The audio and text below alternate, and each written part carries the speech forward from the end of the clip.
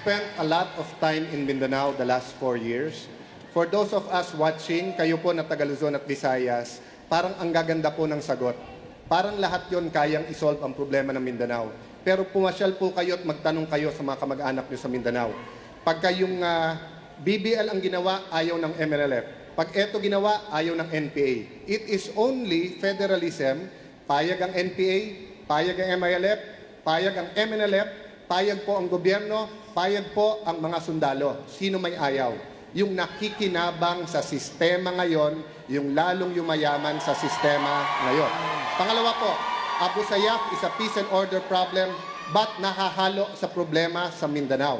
It is only the Duterte Cayetano team that guarantees, that put a solution of 6 months of peace and order. I challenge our opponents, come out with a plan. Huwag nyo lang sabihin hindi namin kaya. Ipakita nyo kung kaya nyo at gaano katagal.